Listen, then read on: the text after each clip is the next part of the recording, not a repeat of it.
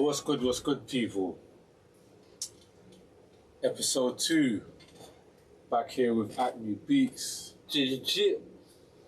Come on. Yeah.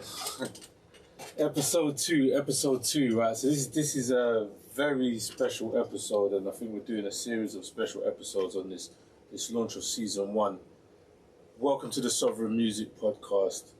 Again, Nat Cole here, bringing all of the music to the tech, and the tech to the money, to the music, to the culture. And man, what can I say about this brother right here? You heard a little bit of his production as we came in here. So I'm gonna let him introduce himself, tell us a little bit about what he does. Yeah. Thank you, Gold. I appreciate so much that you called me. Yeah, man. Yeah, my name is AkmeKoolBeats, aka Akme, aka AkmeKoolBeats. Yeah. Yeah, I'm from Italy, and yeah, I've been doing music for a very long time, like kind of 15 years now. Yeah, bro. Yeah. 15 years is a long time. Like when? I used to start to doing beats, and after doing like lyrics, rap in general. Yeah. So what got you started? What was the moment that made you get into, okay, hey, I'm gonna go and make a beat, or I'm gonna try and rap? Yeah, I was like, I used to get like a big crew in Italy. Yeah. We was young. We used to do graffiti and rap music. So they involved me to do like beat making, because nobody doing beat making. So yeah, I used to start like that, you know. People involved me on the right way of beat making, you know. Like I say, old people show me and give me like old machine for doing beats, for you know, like so you were just interested in making beats, and there were let's say like older crews or in your community?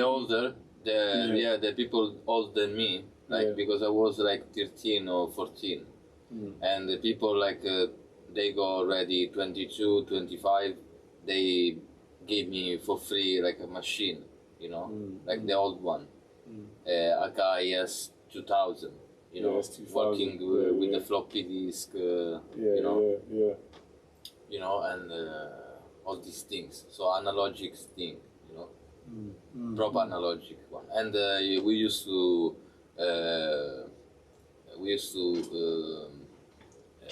use Atari ST. Yeah, you know, the old one. The old days, right? It's funny though, because obviously, you know, the Sovereign Music Podcast, you're here, we're talking about like where kind of the technology meets the music, and the technology, and how we're using the technology now. Yeah, bro, like I was we say in Italy with my friends, we say like we was on the middle of technology, you know. I mean, like we start to do music with analogic machine, and after we get like digital. Yeah. So, you know, so all the time they start with the analogic, and after going to the digital. So we used to see a lot of different things, different market, and different machine, and you know, like because technology make a progression so much. You know? Yeah, exactly. So kind of starting there again, right? With using the analog machines, right? Or using the older machines. I mean, again, obviously later on in the conversation we'll get into speaking about the newer forms of technology, but just taking it back to the Atari ST, because that's the era that I'm from as well, the Atari ST, right? Yeah, Nintendo. I literally said to someone yesterday, you know, we learned how to sample on the ASR10, and we used to sample on the floppy disk.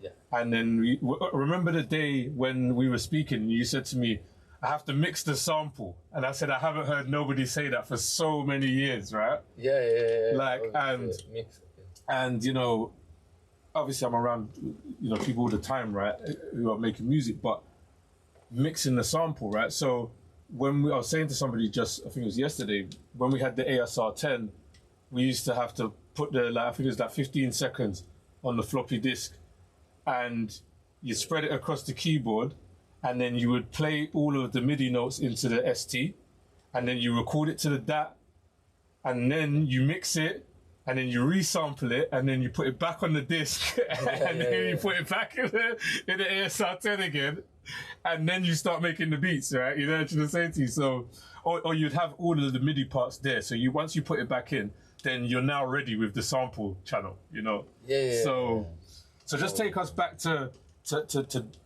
when you first started, and the difference into, let's say, how easy it's become to access equipment, like for you to get that for sure, S2000. I used to, at that time I used to spend like a week for one beats. yeah. Like a week completely, you know.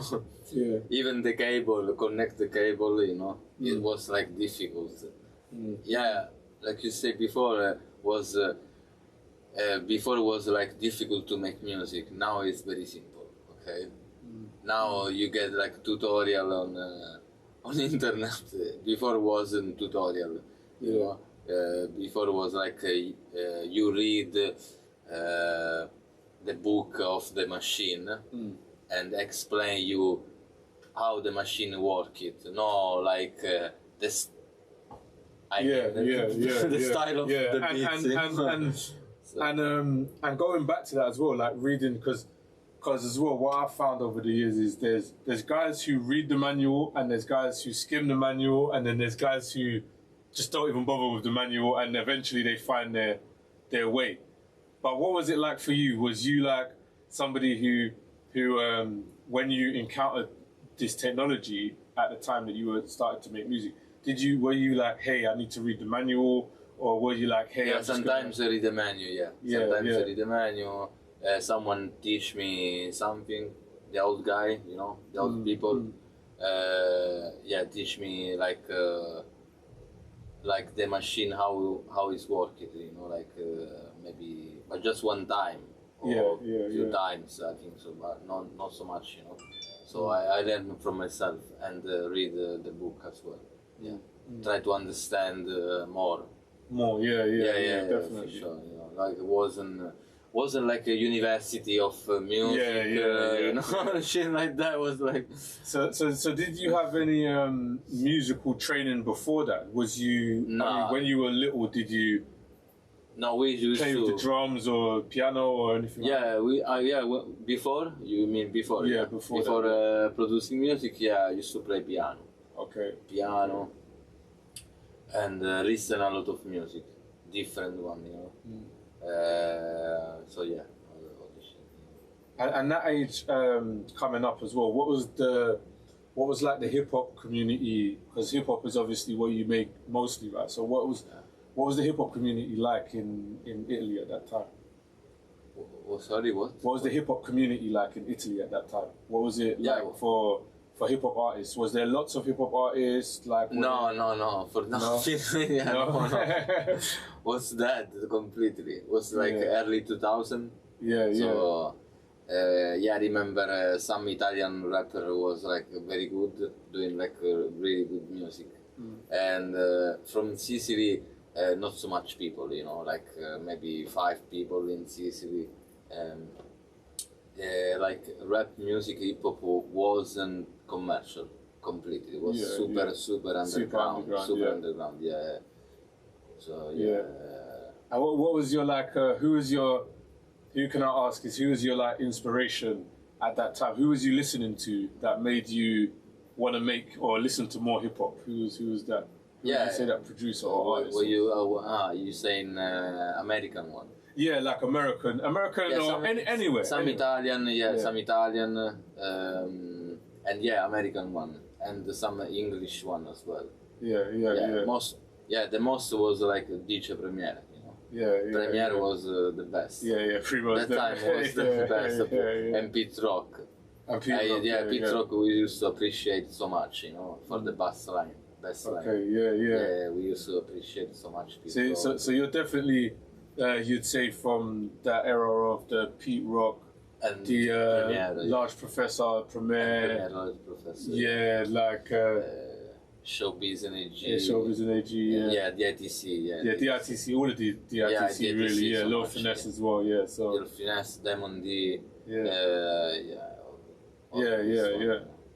man. That's Alchemist as well. Yeah, come on. Alchemist and DJ Max, DJ Max. Yeah. First one, I think so. D Max was first like. You know, first album I remember was Psycho Realm and Cypress Hill, The Temple of Boom.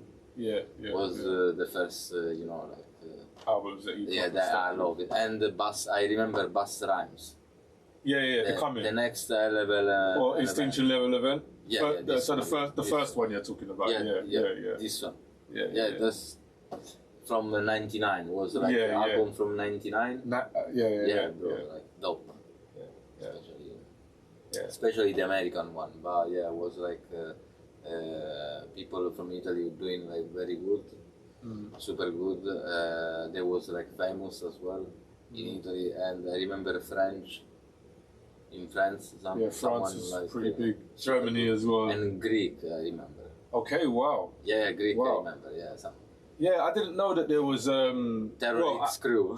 Terrorist crew. I can imagine that there'll be you know, different people in hip hop all over. Yeah, I remember the Slovenian one. I remember. I got the CD as well now. I got the CD as well. Yeah, because Europe's always been a really big place for hip hop. You know, like I think that people maybe over time have realized, but I think the American artists have always realized that Europe is a big place for hip hop because, you know, they've been touring in Europe for a very long time.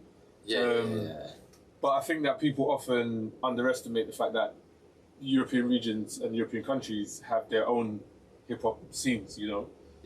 And that's got obviously hip hop's probably the most listened to music, you know, to date, right? So, so at the moment, you know, there's definitely a global spread, and that brings us kind of onto the next part of the conversation, which is like being able to access like the further market, right?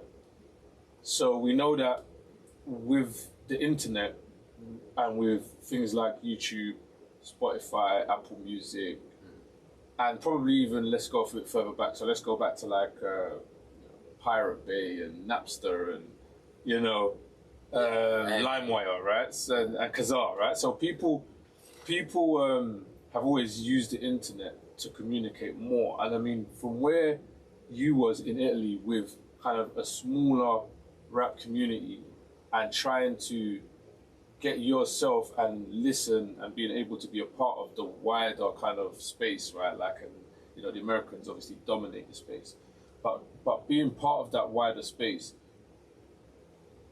is like, where do you feel that the internet came in for you? When did you start thinking, hey, the internet is... 2008, 2007, I think so. When Quasimodo... Do you remember Quasimodo? Yeah, when Quasimodo came, my family buy a laptop. And we used to get internet. So before it was like some of my friends that download the music for me, you know, or buy. I used to buy music in the shop, you know. So before. So when I was young, for example, when I started, there wasn't internet. It was just like shop, music shop, and book. And after 2000, I think so, 2005, 2007, we used to use internet. Yeah, the laptop. Yeah, laptop. Yeah, even 2002. So basically, you're saying what you're saying is that the Adventures of Lord Quaz, yeah, right? Yeah. Like that's what really put you on to on internet. That's bro. Yeah, crazy. And MF Doom and yeah. You know, like because I didn't know Madlib before. Before internet, I didn't know Madlib. I didn't know J Dilla, and we used to know just Premiere, Beat Rock. Yeah, you know, because they. Yeah. So when you got the laptop, like old school. When you got the laptop, how did you get introduced then to that whole section of music from the laptop? So you had the laptop, and then what site were you using, or what? MySpace. So you were on MySpace, and you were. Was super dope. So it's funny, right? Because we were here to do episode 1, right, with Nat Night, right? Okay. And what he said also is, you know, like that MySpace era was kind of like where a lot of people, you know, it's like the granddaddy, right? Where people really, on a public level, started to discover other musicians, yeah. So a lot of people, new artists start from MySpace. They start from MySpace. And I think it was the first one, no? Yeah, it was the first one. I think obviously now. Like, it was super good. I used to love it totally, because you can put like whatever you want there, you know. I used to put like video games there as well. Yeah. People used to put all kinds of stuff on their page, right? And that was and the thing is, right, like it's funny because you could tell everybody's age, right, by MySpace now, right? Because there's a generation, obviously, the generation that we're seeing coming through now are not. They're not. They don't know anything about MySpace. They are late Facebook people. That just are page, Instagram and everything sad else. Page, so, you know, like a sad page. So would you say is that maybe a lot more people were not on MySpace because a lot more people were not on the internet? No, they don't know it's MySpace. MySpace was die. Like Facebook killed it. MySpace. Yeah. Completely. Because Facebook is more of a more information, you know, more information. Well, MySpace was more like culture. Well, yeah. That's a good way to say it, right? Because because MySpace was more. Hey, you can put something up. You can own your own free kind of web page. Put your own stuff on it. So MySpace is pretty decentralized, even though it was a centralized thing, right? Video games, I told you. Whatever, even though animation things, it was like super good, bro. Like so even if MySpace, if MySpace, it's funny because if MySpace wasn't a company and it was built on, let's say, MySpace, some kind of decentralized technology, if you had MySpace like that, then you know. I think that's where we're kind of going now, back to people building their own web pages on decentralized stuff, right? So, but we'll talk about that later again, right? Okay, But yeah, with Facebook kind of came in with this more connected social element. So people were connecting with people in their schools, people were connecting with people in their family. So it was keeping a history of your information of who you'd interacted with and people that you know, right? Which is MySpace was much more different, but let's not get into that, right? More artistic, I think so. MySpace. Yeah. Then only information. You know? Yeah. So okay, right. So now you've got this laptop. You started listening on MySpace. And they killed MySpace after 1 year, you know. They bring you in the other space. Yeah. And then, and so we used to hate Facebook. Yeah. Like completely, you know. Instagram, nobody accept when we start. Just few of one. Yeah. Just photographer. Was like just for photographer things. So when was the first time that you kind of connected then with somebody outside of the Italian kind of scene? Because at this point you're making beats, you've got a few people around you that you're all making beats, and rappers No, together? no, just more rapper than beat. More rappers. So you're making Yeah, most because of the beats. beatmaker Yeah. was like just me and I don't know, famous producer, you know. Yeah. So at this time you're making. Everyone just has two everyone choices. was ignorant about all, even graffiti, even breakdance, even all. So me, I was like, I used to get knowledge of graffiti, MC, DJ, and beat making, and boom, and breaking a little bit and beat making, you know, more. So we used to, it was few of one. And so who was or when was the first person that you connected with, like outside of that Italian circle? Who was or when was the first person that you connected with? Outside, you mean in England? Doesn't matter where. It could be in England. It could be anywhere. Like, who was the first person that said, "Hey, I'm going to use one of your beats from somewhere else that wasn't in the Italian scene"? No, I don't know. What were you saying again? Can you repeat again? Yeah, so the first person, so at this time, you're making beats for rappers in Italy, right? Just for Italian people. Just for Italian people, but you mean in Europe? One Deutschland guy. Okay. Heinz A. Okay. He was the first one that accepted my instrumental, and we did like a few albums. And was that through MySpace connection or? Yeah, I think so. MySpace, yeah. Yeah. A lot of people I catch on MySpace. Yeah. Even some Italian people that wasn't famous before and after was like, and after now is famous, you know.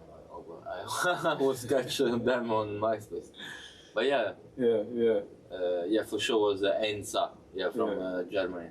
So when it came to the time that, let's say, what would you call your big break moment? What would you call the time that you feel within yourself changed everything, or was about to change everything? In England, I think so.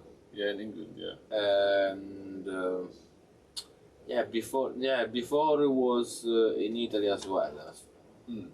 First time was in Italy. Yeah, like I was in my town, city, and I used to go to the university in Palermo, and that time, I used to get a lot of change from that time, for sure. Like I know a lot of people, hip hop heads, like the good one, you know. So it was.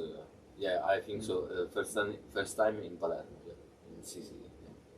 Okay, and what do you think has kind of changed now? Because obviously using MySpace and connecting to these people, you've kind of created a distribution channel for your music, right?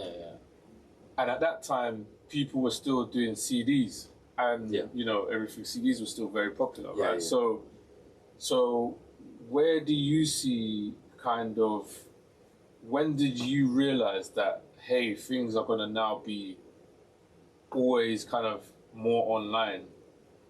You know, what's the difference between then and now? How difficult or easy is it for you to put out music or make monetization of music from then to now? What would you say is the difference? So before the internet, you mean? Yeah, so before internet, how hard or easy was it? Before the internet, and how now? This is actually to monetize what you're doing. Monetize, it was. I think so. Was different. No, nothing bad, nothing better. It was just different. Just different time.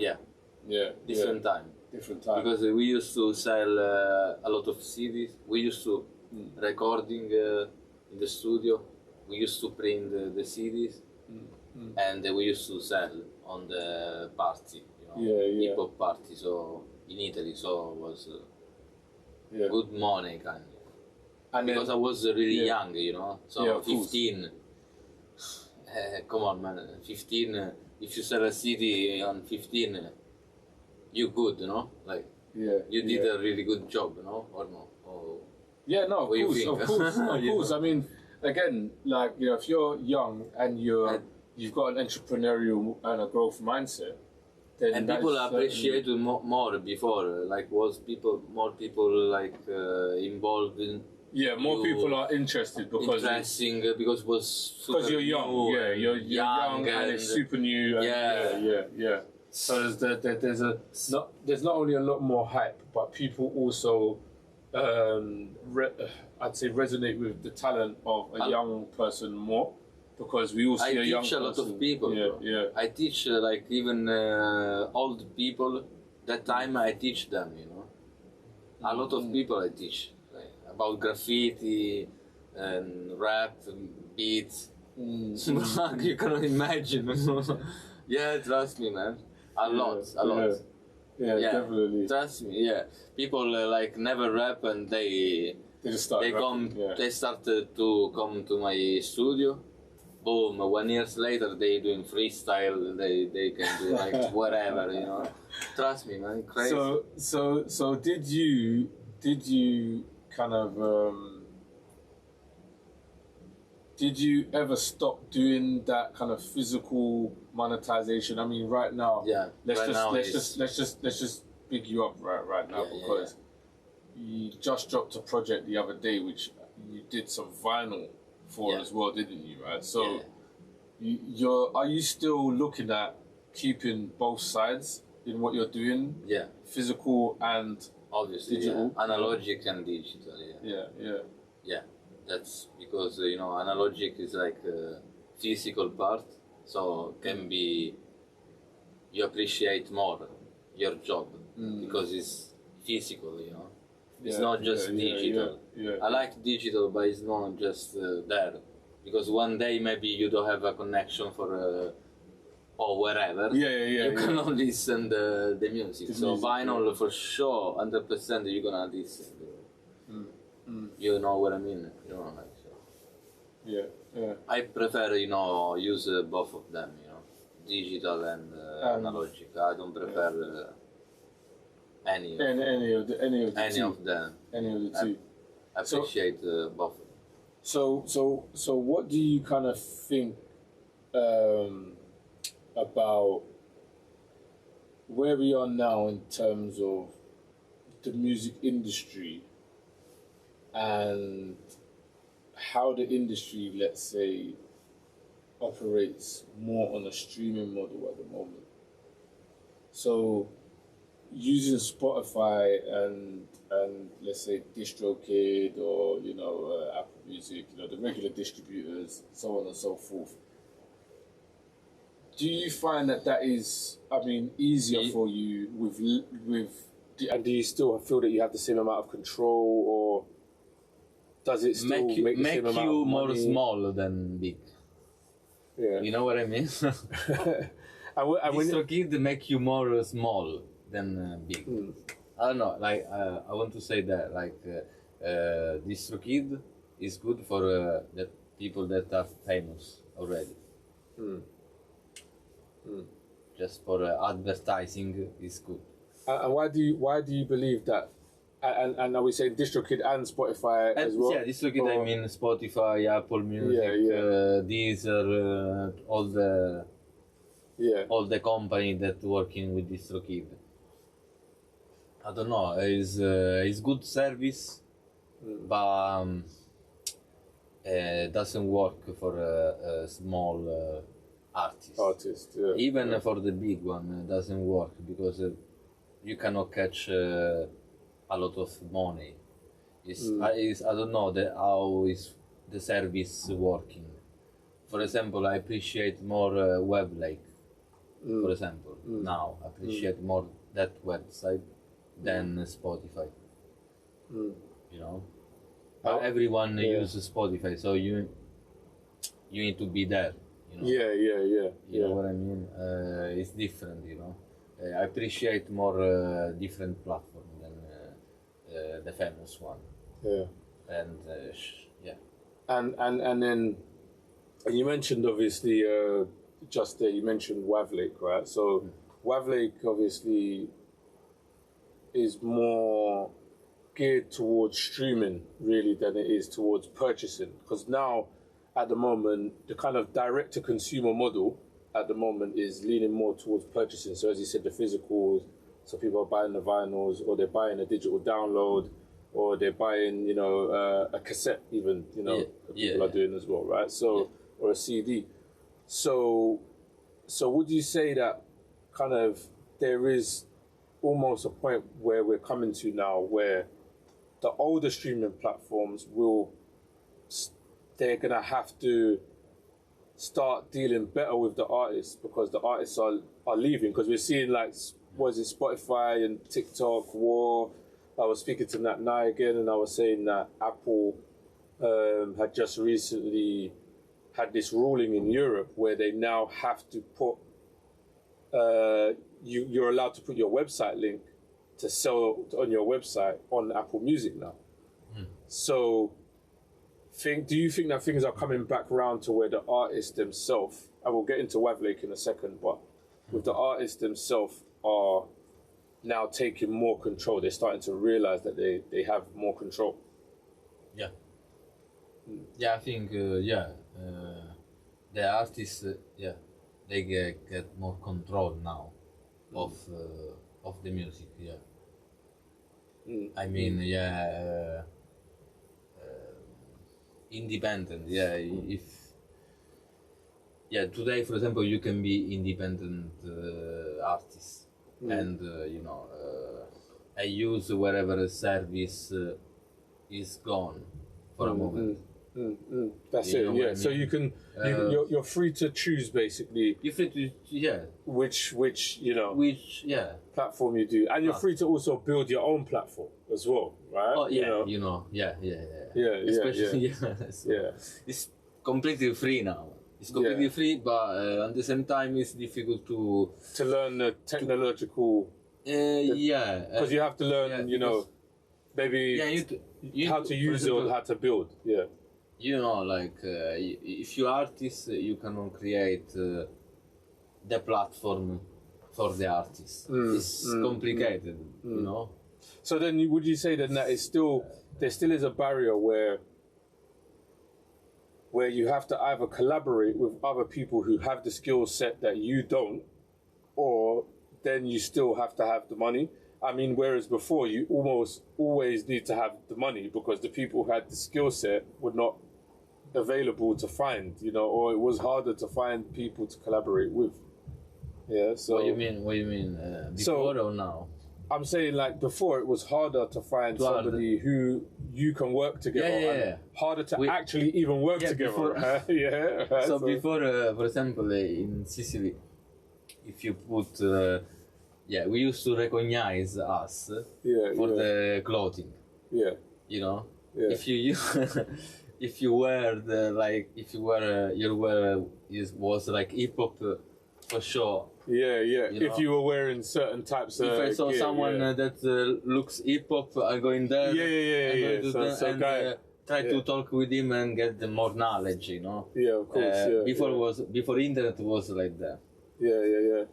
It's funny you say. It's funny you say that. Go on. Now is if you are artist, you think like I need to control more my content, okay? My beats, my content. I need to, you know, I want to control more and learn how can be spread. Spread. So distribution and then monetization, basically. Okay. So that's.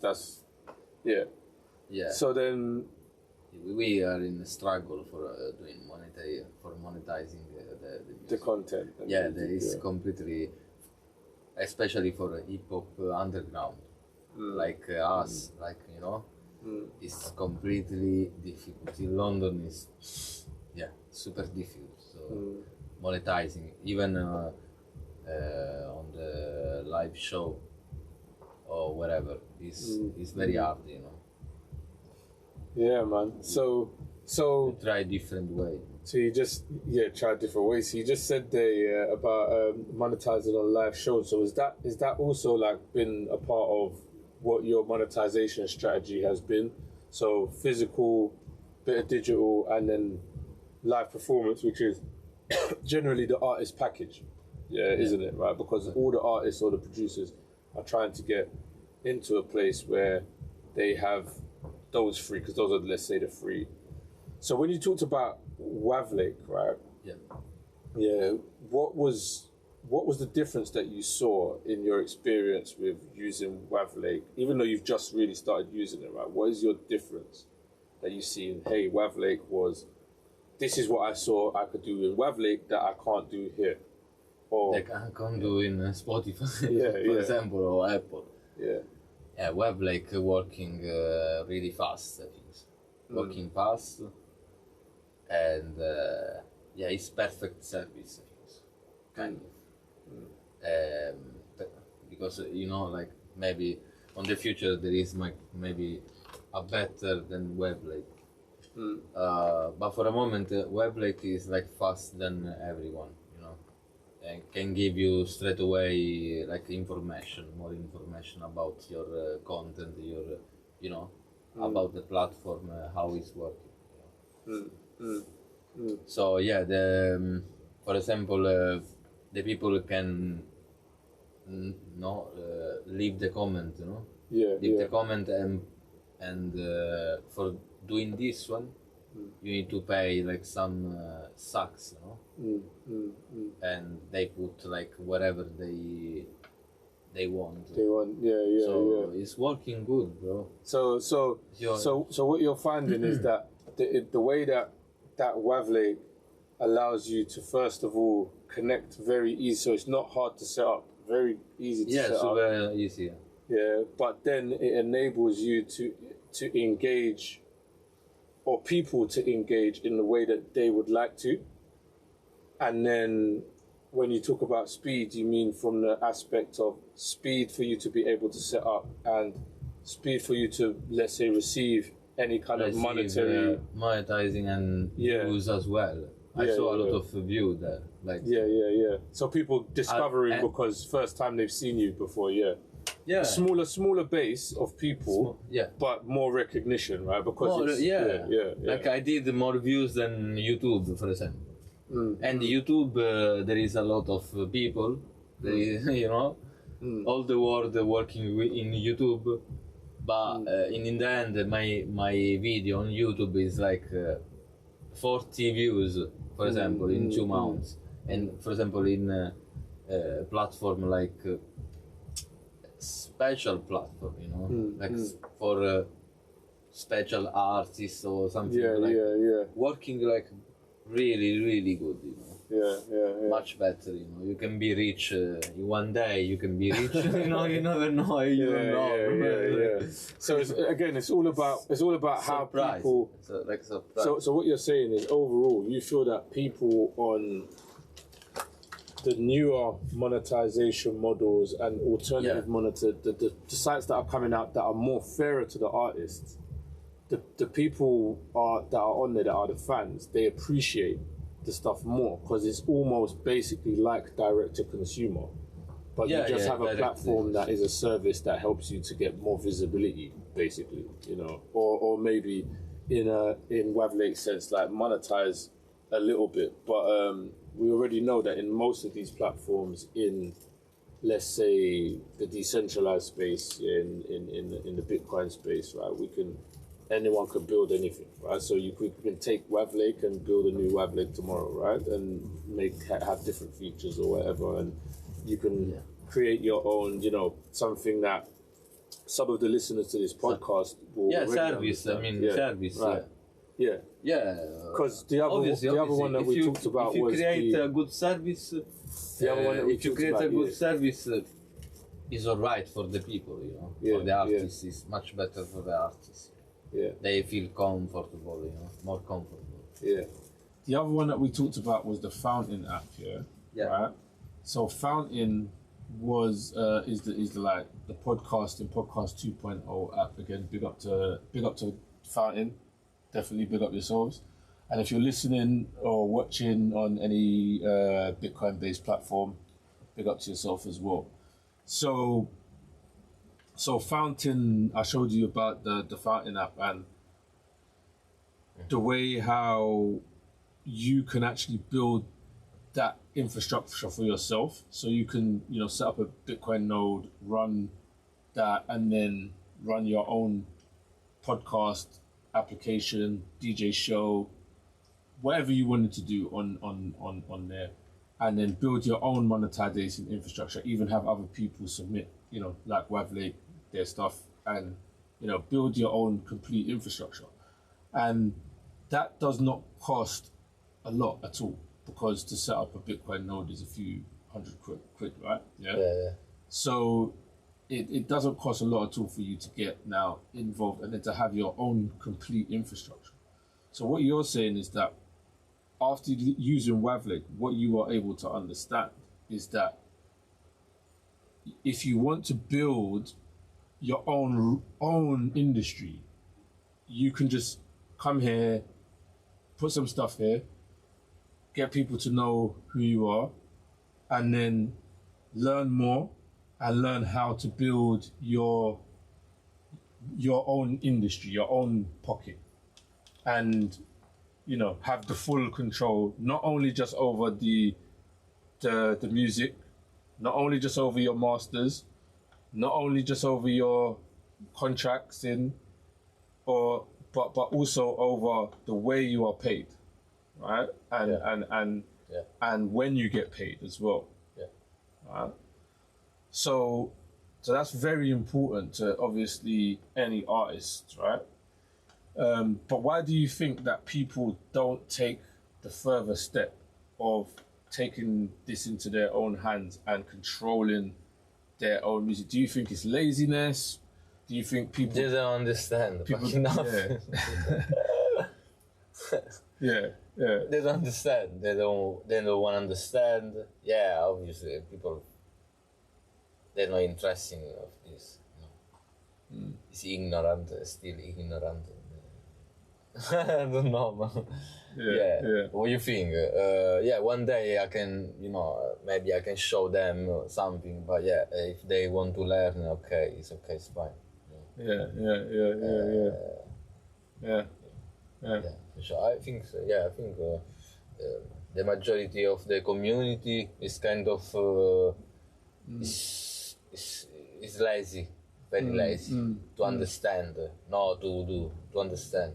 So it's different, And just to make it clear as well to everybody watching, right? So Akme, you've just recently actually started learning about Bitcoin and using it, and just learning how it works. And in that first, let's say, few days or first times that you started watching stuff and learning, because you told me also that you had some friends who were into Bitcoin some time ago. So tell that story. Tell the story about how you first heard about Bitcoin and why now you've kind of come back round to, hey, this can actually be useful. Because that was good when we had that conversation, before. Because I'm like a art worker, graphic designer. I used to study in University of Art. So, was like... some of my friends, first time he told me like, put some money on Bitcoin is good, gonna grow. But he didn't told me nothing, just this. So I told him, I don't know, like, sure, I wasn't sure. And after my brothers told me like, no, it's don't use, like. But like I used to studying, so like a graphic. I did graphic, and I saw some website that you can sell your graphic, your designer for for NFTs. I mean NFTs, and after Ethereum, like with the Ethereum you can sell, or Bitcoin you can sell like. Your art. So was interesting for me, you know. That time was interesting. Like, finally I can do some money on internet, you know. Because, you know, like in internet, you just like order a CD or the vinyl. You order some, you know, physical thing. But before it wasn't like that. Before, you know, was like a service that you can spend digital currency, you know. Yeah. So what you're saying is, in essence, we didn't have the usability of money prior to that time as well as we do now with things like Bitcoin or with Bitcoin itself. We didn't have that before. Before we had electronic cash like Visa, debit card, whatever. But, you know, there was always some difficulty prior to that for you to either receive money or for people to even want to pay money. Super difficult. You had to wait a long time for you know, receiving Bitcoin or open maybe a wallet. I don't know, like something, you know, like was slow. Even 4 years ago, like 5 years ago, was like slow. Still was, you know, was still slow. Some service. So yeah, now it's completely fast, you know. Now it's I think so. It's very good, you know. And the funny thing about that, right, is obviously there's been a lot of things happening obviously in Bitcoin recently that has slowed things down and, you know, made things kind of thing. But those things are also good because, you know, as we've seen, you know, with the Ghostface Killer drop and stuff, the ordinals thing is bringing more people back to, hey, we should kind of, you know, do stuff with Bitcoin. So even though we have a bit of slow period, as you said, you know, like, and I think when you're talking about, you know, 5 to 6 years ago, that probably would have been around the same time that, you know, like we had, you know, this argument with the block wars and where Taproot was put into Bitcoin, and, you know, we had the block size wars. So you're right. It's a similar time period now where things have got blocked up and congested again, kind of, and then, you know, but it's all for another cause of building something else on Bitcoin, and now we're seeing it start to ease up again. So more people are now starting to realize because more people are using it, and now people are using it for art, you know, so people... So definitely. It's very good, you know.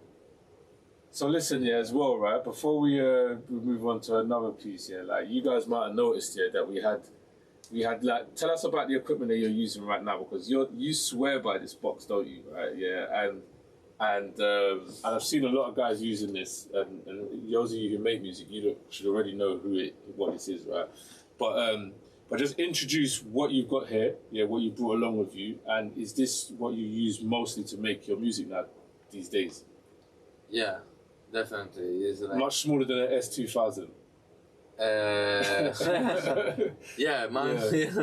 Much no, I don't think so. Because this one is very easy to use. That one was hard, you know, really hard, you know. So I spent a lot of time. Zip drives. But it's working like similar, so it's like I used to learn proper good, you know, from that old machine. Now I can do easy here, you know. I can do very easy. I used to just learn 1 week this machine, and after I can do like whatever I want, you know. So before we get into it, real quickly, who have you worked with? Who would you like to shout out that you've worked with, or that was really, really memorable to work with, that really put you on? You know, like artists that you've worked with, and who maybe would you like to work with? You mean in my career, music career? In terms of beat making or beat making, or as a producer, or a rapper. As a producer, more as a beat maker, because that's your focus right now. Producer, beat maker. What you mean, Italian or anywhere? So just shout out. Let us know some of the people you've worked with. Like famous one or famous, not famous. It doesn't. Yeah. What ones are really memorable? So in UK, I want to shout out like Lewis Parker. Yeah. You know, Lewis Parker, very good beat maker. Legend. Yeah, Yeah. for sure. And yeah, American one, I think so. Madlib, J Dilla, Pete Rock, Premier, and Alchemist. Yeah. Yeah. Yeah, in Italy we go a lot of, very good one. There is like the last one was Ice One. I meet Ice One, DJ Ice One from Rome. Okay. Yeah, it's good man. He's very good producer as well. Next one, I remember next one in Turin, very super dope producer, you know. And Stocca from Palermo, yeah, brass.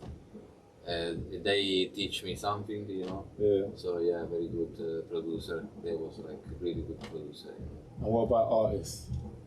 Artists were in around the world. You know? Anyone you've worked with? Jamba, my friend Jamba, rest in peace. You know, because he's not anymore here. He, you know, was like a super good rapper from Italy. Bless up. Yeah, Matt Buddy, Big Aspano, and they from Sicily. And after, you know, like the most famous one was like Neffa, Chaos, Sangue Misto, Deda, DJ Graph, Italian one. And yeah, bro, American one, bro, like Griselda now. Before, like, before it was like Cool G Rap, and you know, No Fiction. Yeah, you know, people like that.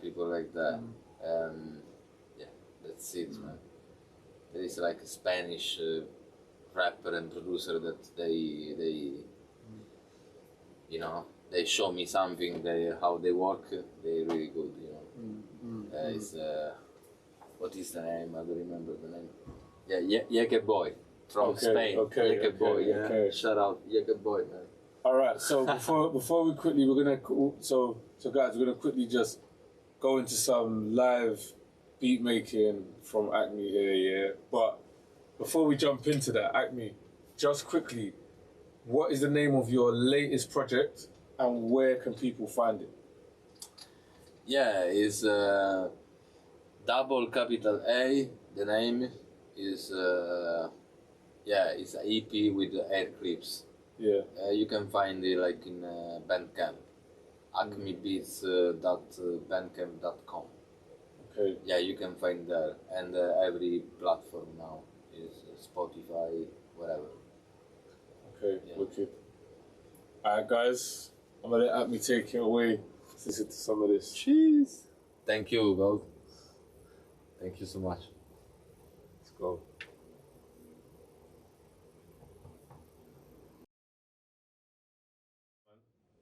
Sounding. Yeah. Sounding tough. So You want? Yeah. So what I'm saying is, yeah, right, like, in this time now that you was, as I said, like, you know, been making music in recent years, you've been, as you said, looking at doing more collaboration with artists, as many collaboration as possible, and putting out as much stuff as possible. So how do you think it's like changing for how do you think it's changing for the artists on an international scale? So with all of the different people from all of the different regions across the world, do you think that it is now going to become a lot more widespread that artists are going to take control? Because we said earlier that artists want to take control and that platforms are kind of making it easier. But do you think that artists are going to take control, and then do you think that people can get back to that mindset of paying for music? Like paying for good music? What do you mean? So what I'm saying is, do you think with all the technology and the reach nowadays, people are going to get back? People are more... now the people get the service for pay the artist directly. Yeah. So do you think, what I'm saying, they don't understand. Right, so do you think that's going to get more now because more and more artists are starting to realize they can. Yeah. So people are gonna. Do you think people will be forced to have to pay? Yeah. Like Facebook, MySpace. Before it was MySpace, after Facebook. Kind of, the same thing, But the people need to understand that they can take the control of the money, of the... But not only that, I'm talking from a fan's perspective, though. From a fan's perspective. Yeah. Fans' perspective. Do you think that if musicians do this, that fans might say... If you are really fans, you get like a lot of different way now for spend... give the money at your favorite artist, There is many ways, There is like a ticket for a live concert. There is digital tickets, So digital service.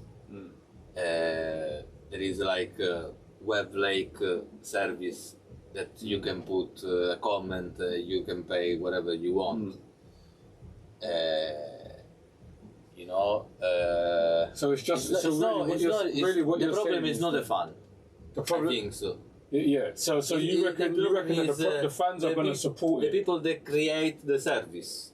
Yeah, and the musicians are not using so what you're saying is the musicians are not using all of the tools at their own disposal to get their music out there. What they're doing is they're relying on Spotify, Apple Music, so on and so forth. But they can have another option if they want to. Yeah. And they should do, because the fans will then respect that, basically, in the long term. Is that what you're saying? Yeah, because they get the opportunity of give your favorite artist give some sats or Bitcoin or whatever. So again, start from the artist for sure, but the fan follow the artist. So if the artist say like it's better now use Bitcoin, the fan gonna use Bitcoin. Yeah, exactly. Yeah. All right, boom. So before we wrap up, if you follow, right? So if you follow, so you said it at the right time. If you follow, right? So what I'm saying is, let the people know where they can follow you and find you. And hey, if you're listening to this Sovereign Music podcast on any of the Podcasting 2.0 platforms, Akme is got albums upon albums, and he's still putting more stuff up that is available on Wave So make sure, or Wave Lake, I know as it should be said, but make sure that you go there and you support what Akme is doing, man. Definitely, 100%. Wave Lake, Bandcamp, and after Spotify, the other service, Audio Mac as well is good, Yeah. Whatever service you need, we get, we already get, Yeah, exactly. All right, so listen, people, we're gonna fade you out with like a little bit more music from Akme, and we will see you on the next episode of the Sovereign Music Podcast. We are out. Yo, so what's up? Back here with AkmeKoolBeats in the house. Yeah, we had that trouble with the, thanks for watching to the end if you're seeing this, first of all, because we had that trouble with the audio from the last session. So we couldn't get this whole piece of, Akme showcasing some of the material that he's made and what he's doing. So we thought we'd just give you that little flavor.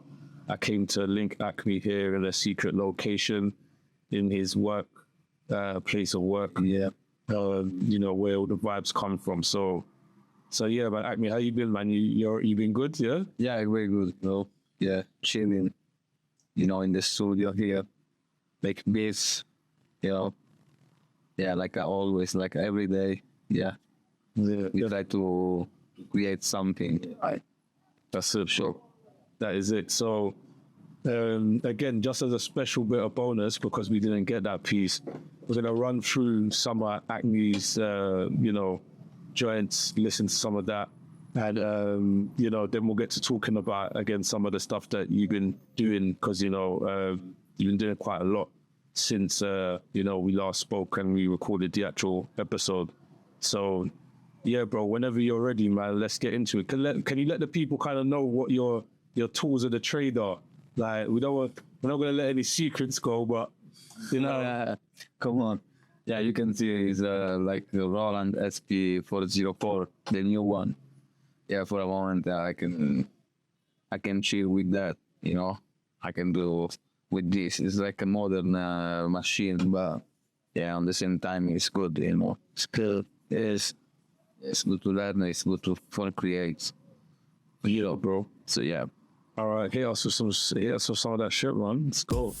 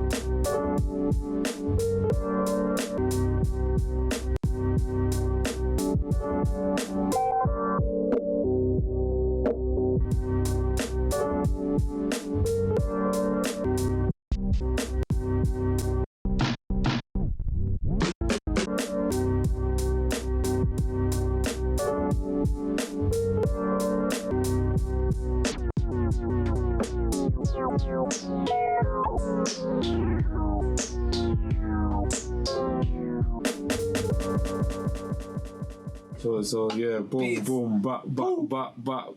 So what do you say that like? What's your like kind of regular workflow like before you had the Roland? What was you using mostly then?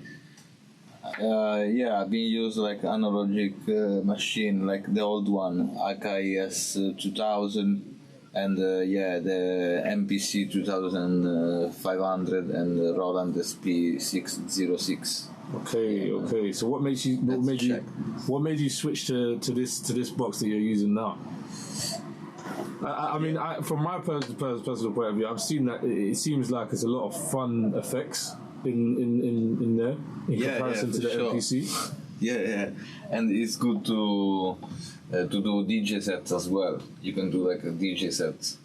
Oh shit! Yeah, it's crazy. It's like DJ mode here, and you can whatever you want to mix it. You know, you get like I got like a lot of instrumental here that I did already, and yeah. And I can like do like a DJ set with only this one, you know. So it's that's like crazy. A new shit, you know. So Roland, if you're listening, my boy here, you know, needs a discount on the Roland right now. Yeah, man. Yeah, like AkmeBeats. So listen, yeah. What other projects have you got like lined up? Because I know, you know, people who have watched the full interview will already seen that we spoke about some of the projects and some of the things you was doing. So what have you been up to recently since then, and what kind of stuff have you got kind of coming in the next couple of weeks, months? Yeah, we put already out like the hooks from off deck with air clips and silver grey. Is already out on whatever Wave Lake, Spotify, and I did some animation for Gamma as well, special edition. And yeah, the next project should be Swag and Akme. You know? Yeah. And yeah, we already get like the mix and mastering, so couple of weeks and we get out with this album. And just also to touch on what we were talking about earlier, like when we were in the studio before, we didn't get to showcase any art. So is there any kind of like, do you want to show maybe one of your pieces, maybe? Because we talked a little bit about, you know, you doing art, and we can see this wonderful mural that you've got in the background. So yeah, just wondering sure, if man. maybe I can show you like got some some vinyl, you know, some vinyl art, you know. Or I do like a graphic design. But yeah, we do t-shirts, you know. Most of the time we do like graphic for t-shirts. So yeah, I did this one. Sick. For me. Sick, man. And all of this stuff you want to... Yeah, you can find like on Bandcamp, 100% for UK, and in Europe we get like one website. We use one website that get the service for us. It's CUC shop. Only in Europe and Italy.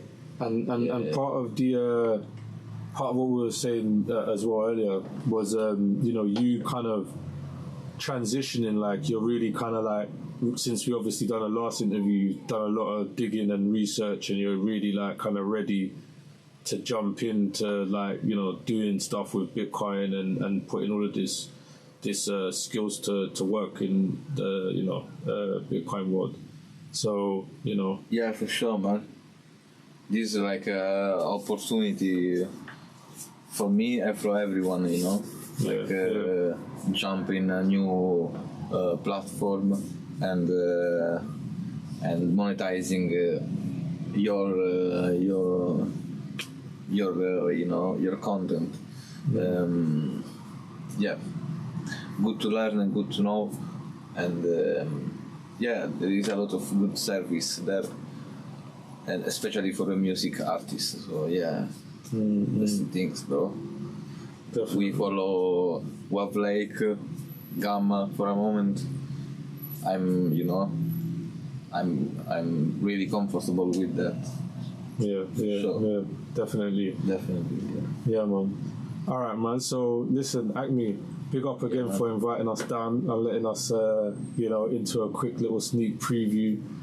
Big up to all the people that watched the whole entire interview, because only if you watch to the end, and if you skipped, you need to go back a bit, to catch some of like what Akme just answered there as well, with his kind of him learning, just like not too far back, he was just thinking about doing this stuff, with Bitcoin, and he's active and he's got in there and he's just started doing it. So Akme, again, man, big up to you. And man, shout out to all the viewers. Man. Shout out to Runt Life family, and Air Creeps, Swab, Geo, LD, Silver Grey, and Kraken John, and many more, like Sleepy Skills, their Spazio Randage. Bang.